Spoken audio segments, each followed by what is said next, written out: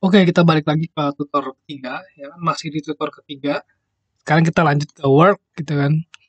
Jadi pada dasarnya work ini konsepnya jauh lebih rumit dibanding hit, ya kan. Kalau misalkan kita lihat di sini hit, ya dia kurang lebih ya kayak gini aja gitu kan.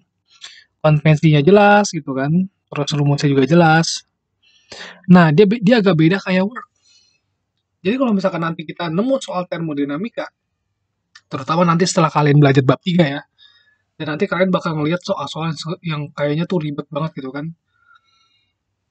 Bahkan kayak soal-soal kayak dia pertama ada di state 1, kemudian nanti dia pindah di state 2, kemudian nanti ada properti kayak tekanan, bla bla bla, terus ada apa volume spesifik, ada enthalpy, bla bla bla.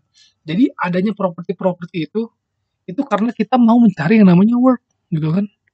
Jadi ya segala keribetan-keribetan yang ada di termodinamika itu karena si work ini, gitu kan. Nanti kalian bakal ngeliat itu di termo setelah bab 3 itu kan, setelah kalian masuk ke materi setelah UTS gitu kan. Nah, nanti akan saya tunjukin juga soalnya di sini. Oh, nggak ada ya? Belum ya? Jadi belum ada. Ya, oke, jadi langsung masuk aja. Untuk yang work ini kita lakukan pengamatan dulu. Jadi di sini ada air di dalam suatu apa misalkan berangkas gitulah ya. Misalkan ada air di suatu berangkas yang dia dindingnya ini dia tahan panas gitu kan. Artinya panas dari dalam gitu nggak bisa keluar dan panas dari luar pun nggak bisa masuk.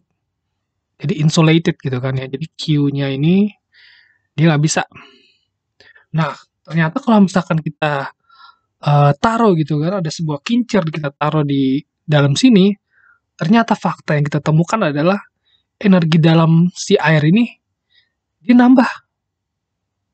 Nah, tentu kita bertanya-tanya dong, kalau misalkan nggak ada panas yang keluar atau masuk, sedangkan terjadi perubahan energi di sini, lantas datangnya dari mana gitu kan? Datangnya dari mana energi perubahan energinya ini?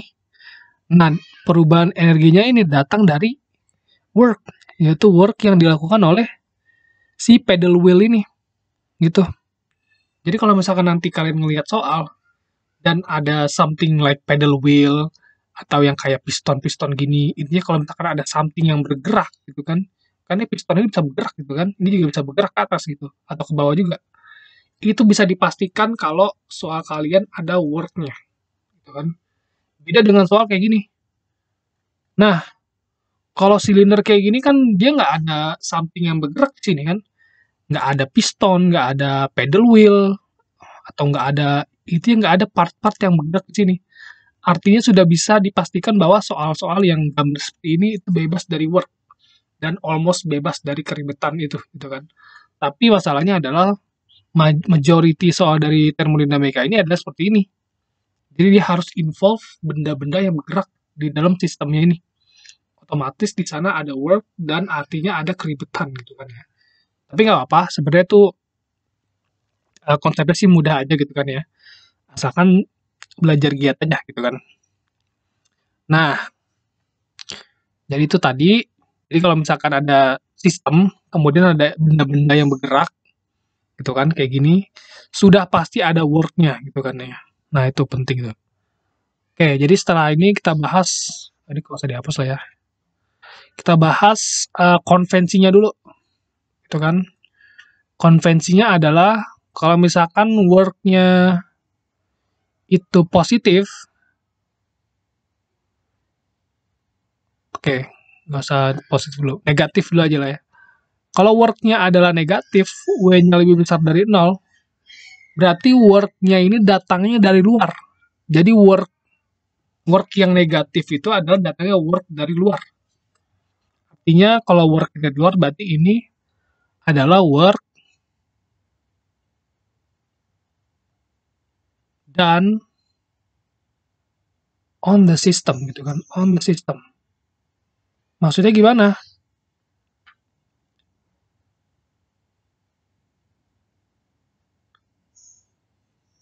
Nah, work done on the system artinya apa? Pedal wheel ini kita putar dari luar nih, gitu kan. Jadi kita pakai tangan, kita putar-putar terus sampai si airnya muter, itu artinya kita ngasih work eksternal. Kenapa? Karena kita yang muter dari luar. Artinya kita ngelakuin work dari luar gitu kan. Nih, gitu worknya tuh masuknya tuh lewat sini. Kayak kurang kelihatan ya. Warna apa ya biar kelihatan nih. Nah, inilah nih. Nah, ini. Gitu kan. Dan ini nilainya negatif gitu kan. Misalkan kita ngasih work sebesar 10 kilojoule, min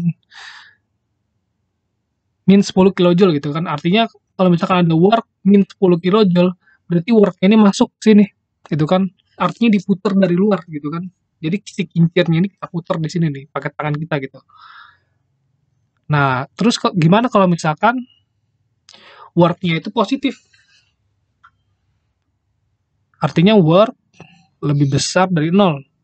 Artinya di sini worknya adalah work done by the system gitu kan. By the system.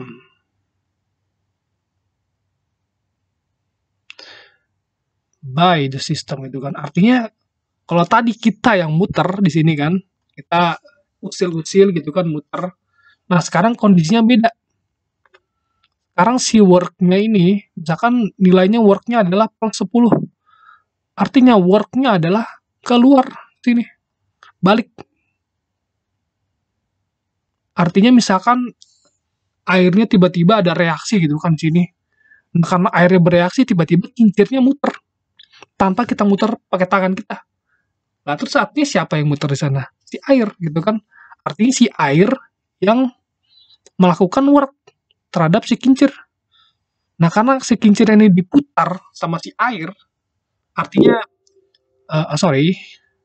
artinya yang melakukan work adalah si air, bukan tangan kita tadi, gitu kan? Artinya worknya itu adalah work done by the system, gitu kan? Dan itu arahnya keluar, kayak gini, gitu kan ya? Dan ini nilainya positif. Jadi kalau misalkan, oke sorry ya, kita cari chargeran dulu.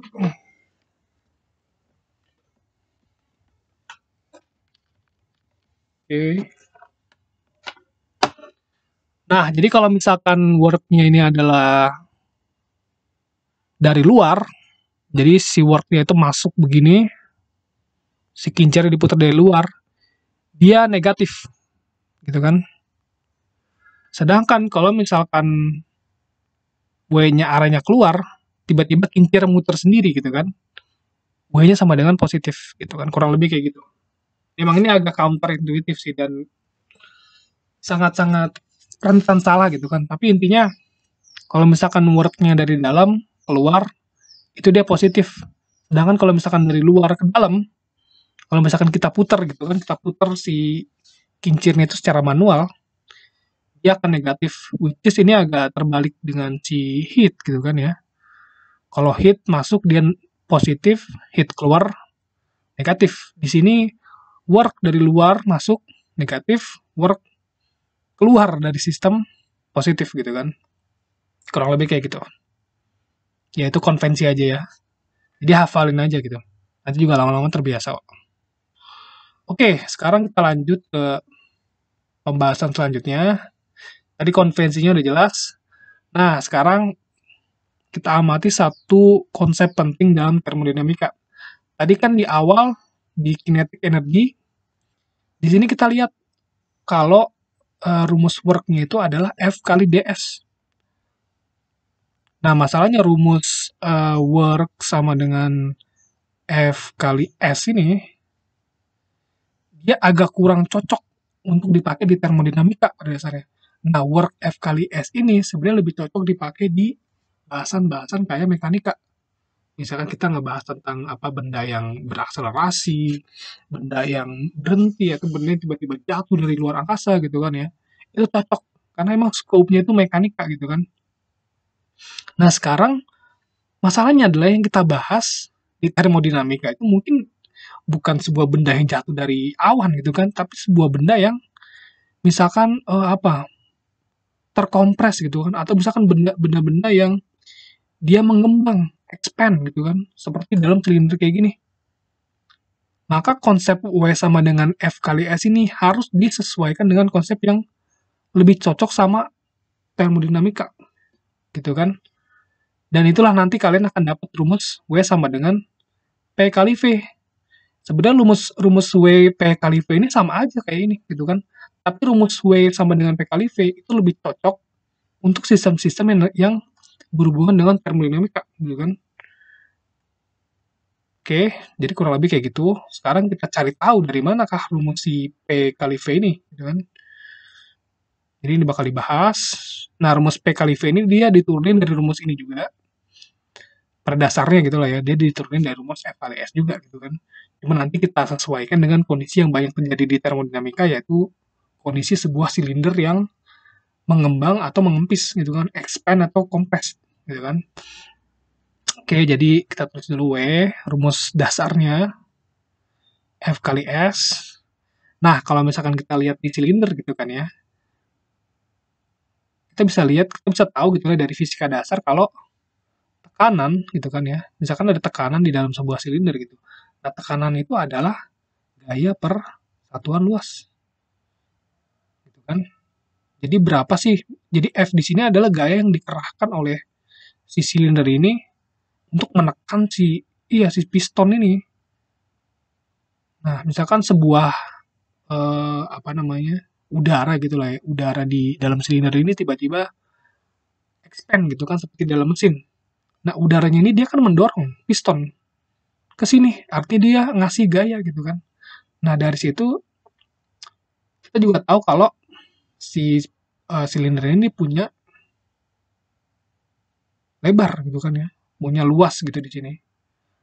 Nah, kita bisa ngitung tekanan di dalam piston itu dengan cara membagi gaya dorongnya dengan luas permukaan pistonnya, gitu kan.